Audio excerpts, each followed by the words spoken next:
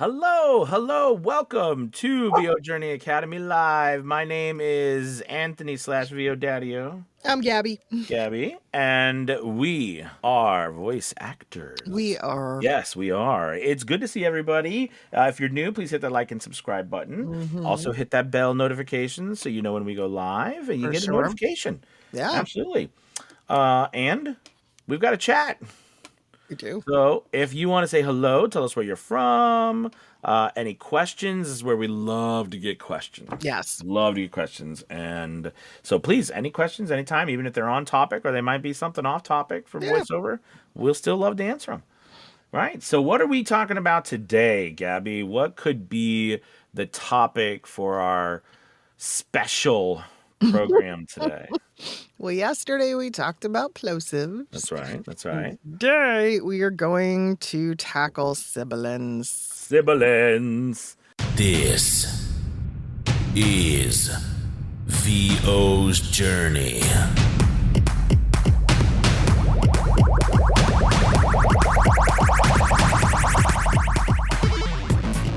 With your host, the incomparable Anthony Pica.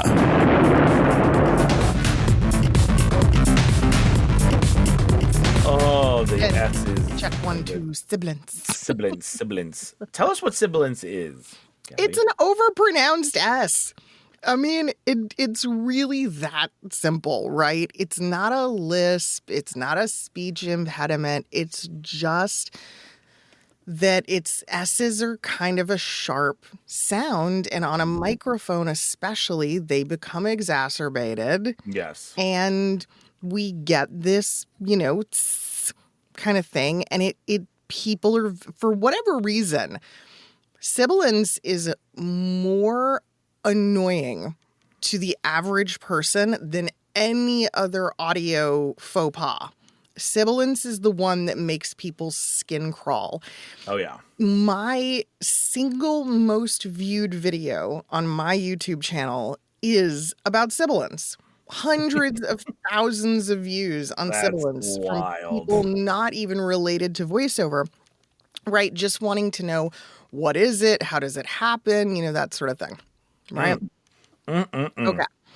So I think first, it's a phenomenon that we become aware of in voice acting more so than other professions because it directly correlates to the quality of our audio. Right. And anything that has the potential to be very distracting to people, like sibilance, is something we have to address.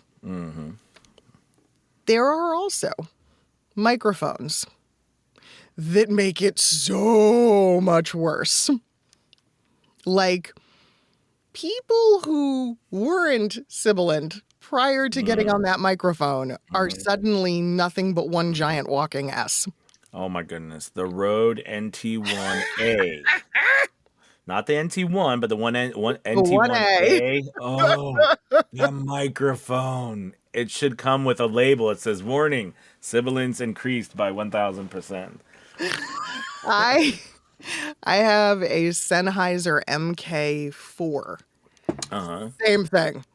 Same thing. Oh my God. And so I don't know about you, but what I find is it's the brighter mics, right? It's the mics that have less bass, less bottom end.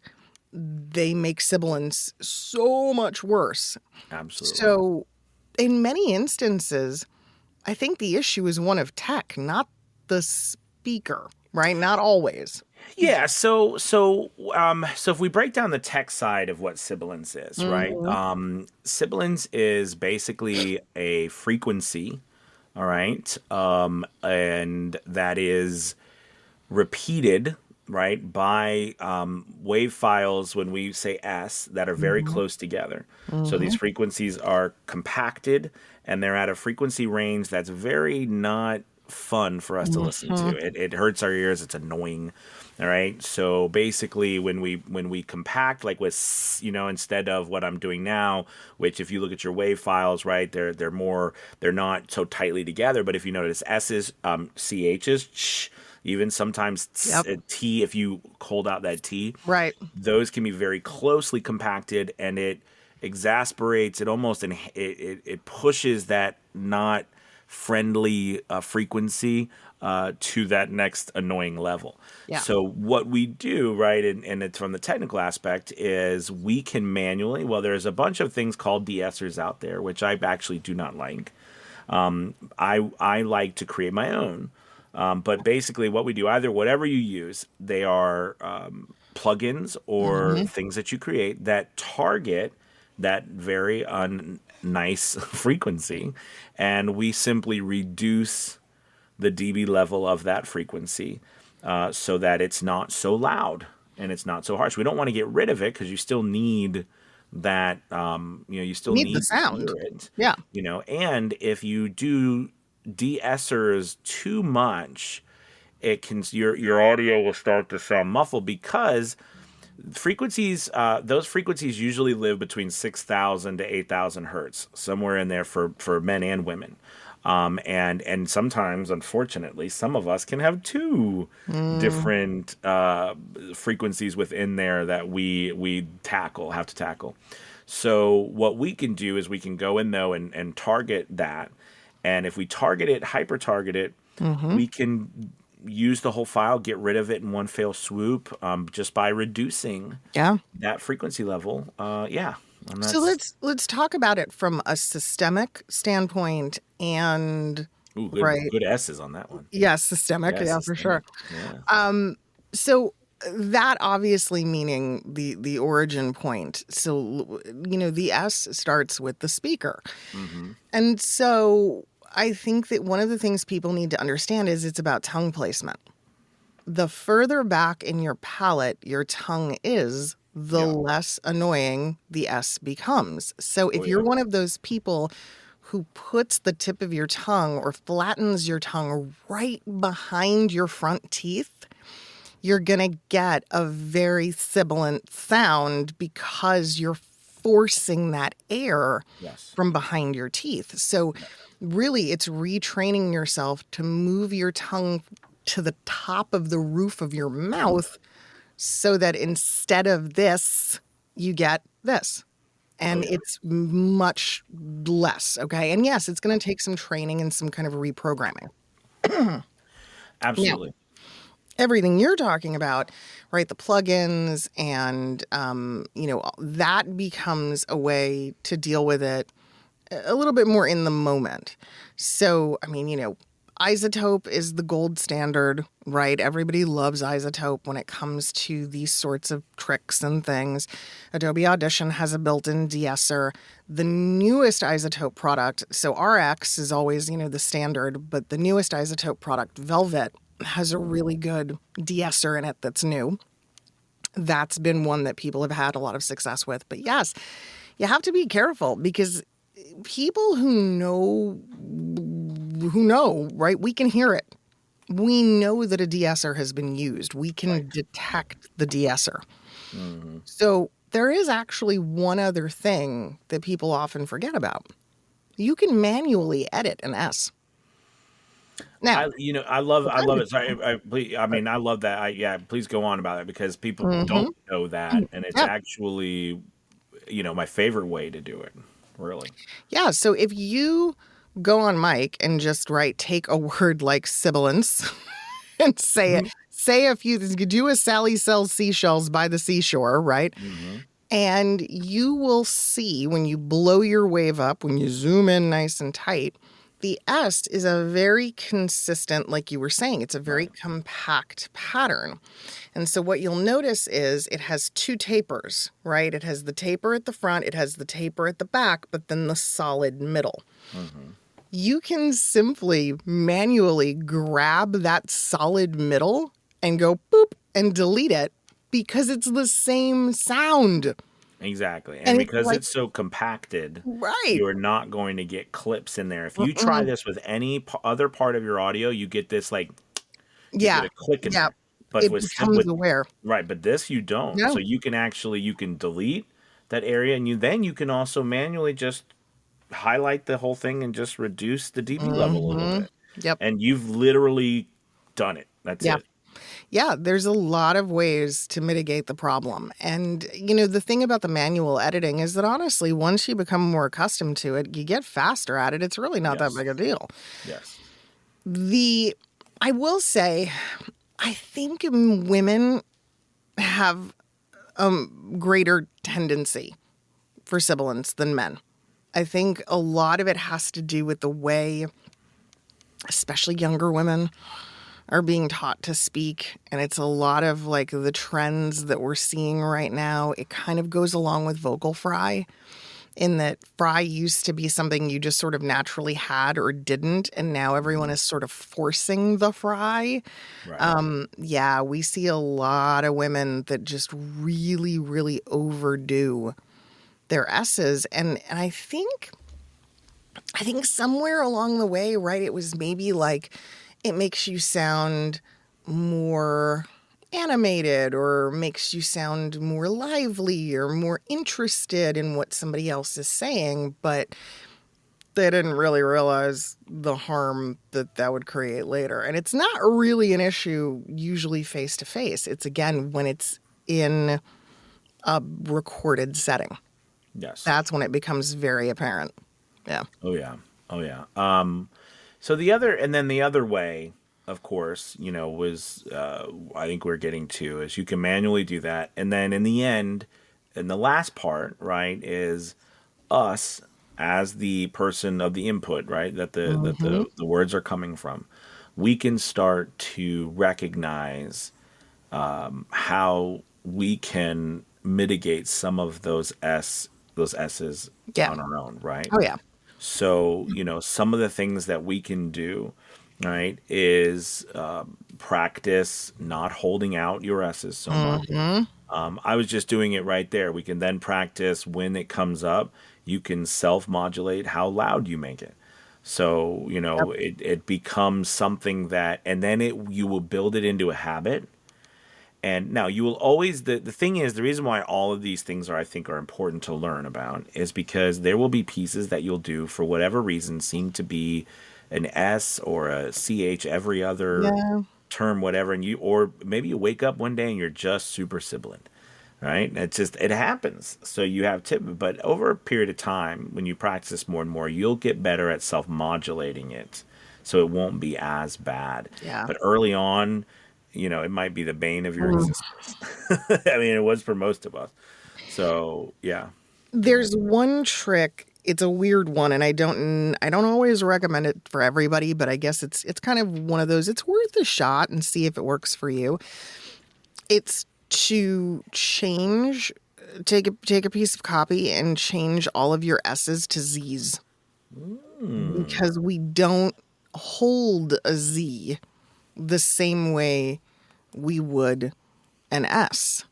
So, That's interesting. right. So if you were saying Zoe instead of so, right, there's an automatic difference in the hold time for that consonant.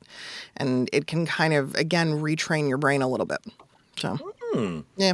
I really like that. Mm. I've not actually heard of that Yeah, it's a weird one, but before. like I said, some people find it very effective to just practice with. Oh, yeah. Let's go to the chat. We got a lively one today. Let's see what people are saying. All right. So let's see. We had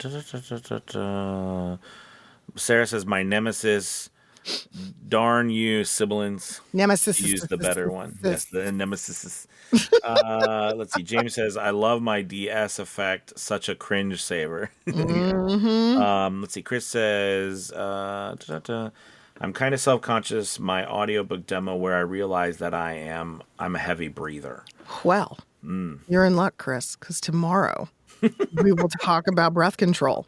It's Yes. on the list. We're And gonna I think out of everything, I think my number one question, honestly, though, is what do I do with breaths? Mm-hmm. Because and I'm excited. Yeah, well, we won't give it too much away. We'll talk about it tomorrow. But I think it's a really great topic, and it's kind of multi-level topic. It's not just one Very. size fits all, and that's where I think Whoa. that can be what Yeah, confuses people sometimes. for sure. Let's see. Is it me or is the? Oh, wait. Hold on. Sorry. Okay. Sarah says, Oh, she was asking somebody else which de-esser they used. Ah, So gotcha. some people talking about RX. Right. Yep. Yeah. Yeah. Um, hmm. Let's see. Chris says, "Is it me or is audio cutting out?" And then he says, "We're Oh, good. We're good now." So I don't know oh, what that okay. says. We might have had an internet hiccup. Yeah, who knows? Yeah. Let's see. I refreshed and it got better. Ah. I was having a weird day. Okay, so maybe yeah, I don't know. Let's see. I have a weird day Muse. every Oh, day. Muse. I have to isolate the sound so it can be time consuming.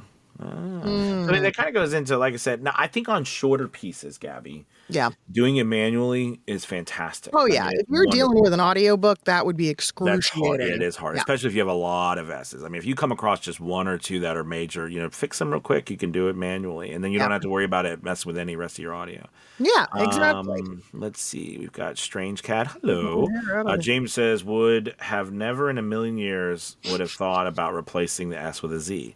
I love that I am idea. a font of useless knowledge, James. That's what you'll come to find. Yeah. Let's see. Chris says, I thought it was because I'm kind of husky. LOL. That's Oh, how husky. odd. Yeah. Huh. Hmm. No, I've never heard that. I don't, Um, yeah, huh. How well, then interesting. I should have a lot of sibilance. Okay. Shut up. Yes. Yes. Excited to talk about breath control. I'm editing my first audiobook for Academy Voices. Nice. Oh, boy. And oh wait, I lost it. Big And undertaking. realizing I am illiterate. I had to say that was one thing. I know we've got a couple more minutes, Literally. but on a side note, Gabby, I bet it wasn't. Well, maybe I would be interested to hear your story a little bit and send because you were in the radio. But I know for me, Mhm. real quick, I had done all this acting before. I'd like live Mm, stage acting, and I was a teacher. I was used to talking in front of people, but I was mhm, never a speech giver. So mm, I reading other people's words right off a page and then trying to make them my own without any practice was difficult for me at first. Right, I mm. wasn't used to it. So I messed up a lot as I was reading because I wanted it to sound a certain way and what was coming out of my mouth wasn't that way because Yeah. I hadn't yet figured out how to take other people's words and still make it sound like my own. But I'm interested because you were in radio. What were your challenge? Did you have any challenges like It that when was you first started? not like that because mine goes back way before. And so I was a journalism major, right? Mm-hmm. I was an English major.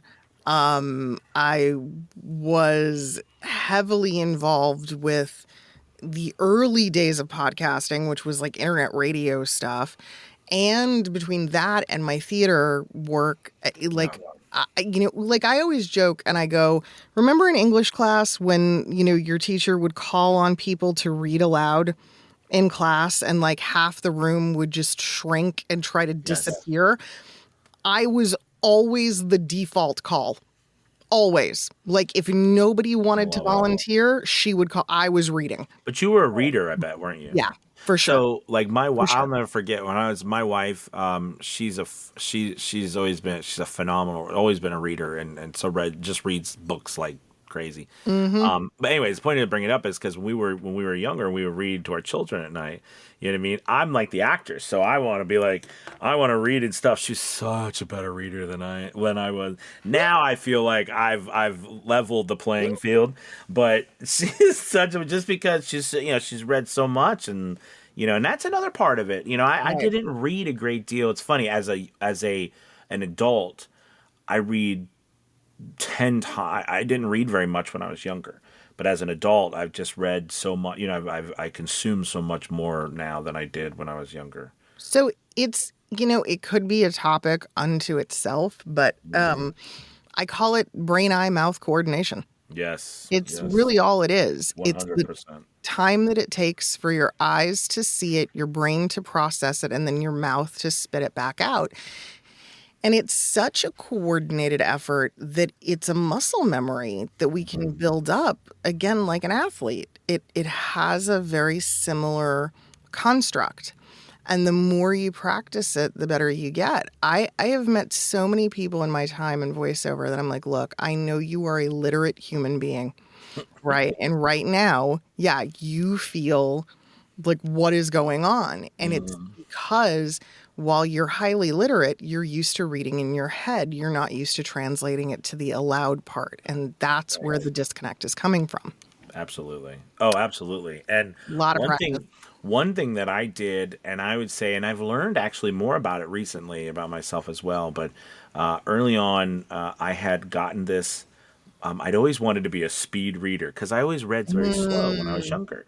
So I'd gotten this book. This was a while ago about how to speed read, and the idea of this run, right, is that speed reading is nothing more than taking in more, right, of the words, and even in different patterns, right, reading ahead, right. getting more and more in like chunks instead Hmm. of just one word after another. Right. And you know what I mean? I was horrible at it. But as time went on, you know what I mean? And as I was doing voiceover, it's like, okay, well, I'm going to try at least to read ahead, Hmm. right? And I found that I actually was able to read ahead and speak, right? And it actually, whenever I did that, it was awkward. It was uncomfortable at first, but I was able to do that and not mess up. Now, mind you, it wasn't the best performance, but I was able to not mess up my words. Right. Now, I did that for a while. Now, as time has gone on, what I then realized was after you get, so if you are at that point where you can read ahead and still say the words, right? And you can't catch up to your reading ahead, right? That's that that's that coordination, I think, that you're talking about, Hmm. Gabby. Now, as Hmm. time has gone on, I have tried it now, and it's actually more difficult because I feel like I'm on, like I can read, and like what I see immediately coming, I'm able to say. I'm Right. able to make it my own now, whereas early on I was not like that. It was very difficult. So now, it's a lot's different. But honest, I mean, Gabby's probably we've done so thousands and thousands of voiceovers.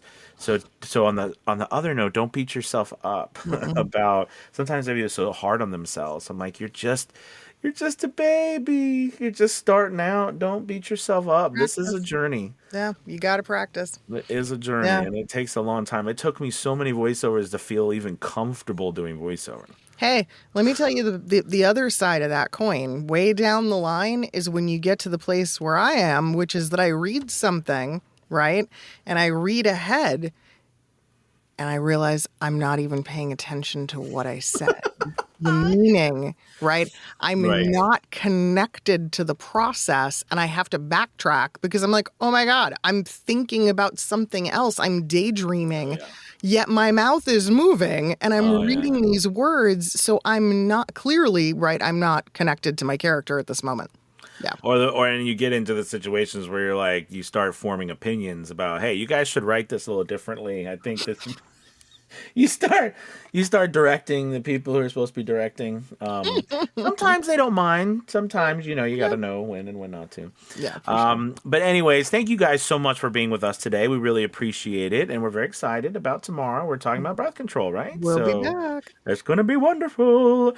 Make sure you check out VO Journey Academy. This is the time. We've got so Yeah. many exciting things. I know we've been going over it. I just want to remind you, lovely people, great time to be a part of it. So have a wonderful, wonderful Tuesday. We will see you all tomorrow. Goodbye. Goodbye. Goodbye. Goodbye.